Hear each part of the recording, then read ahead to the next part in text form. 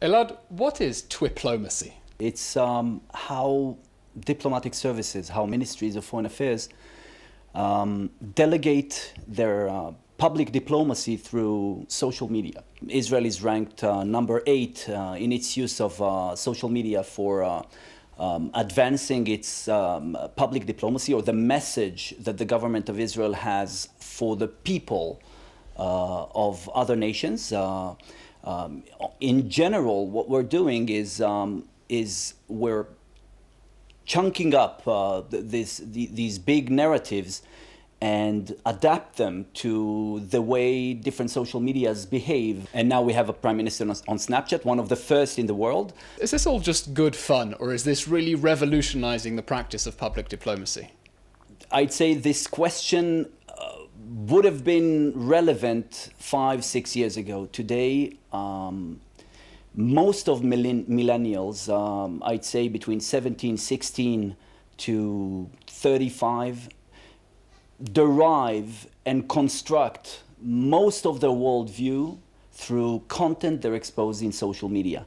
There's no other choice but delegating yourself and progressing your narratives as a government and as a foreign service through social media. So in what ways is Israel taking the lead to innovate with Twiplomacy? We're the only government and the only foreign service in the world that has ventured into the cybernetic diplomacy, which means we're developing in-house algorithms that are designed to progress and to advance the interests. You mean our Twitter is run by a computer? There's always a human touch. There's always the diplomat that is in control of the message, or the embassy, the ambassador, or the Ministry of Foreign Affairs. But sophisticated algorithms are running behind and making things better for a very specific reason. We are outnumbered. Any way you turn it, there's much more people conversing a negative discourse against the state of Israel than those who are positively speaking about it.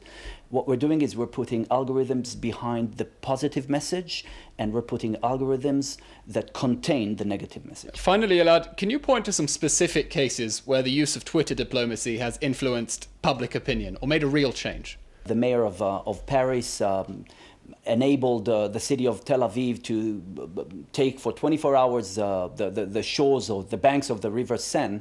11,000 people visited this little piece of 60-meter beach because it was made the talk of France for 5 days solely by the use of social media without a dime invested in PR. Briefly, what is the secret to effective diplomacy? Most governments are very cautious with how they approach social media. We don't have a choice. We have to adopt a more innovative, more daring approach and draw the lines, check the lines, not be afraid of crossing the lines, and be forgiving to some of our diplomats that are checking those boundaries. Don't be afraid of a failure. This is how you learn. This is how you get better. Well, this is a country built from trial and error. Elad, Absolutely. thank you very much.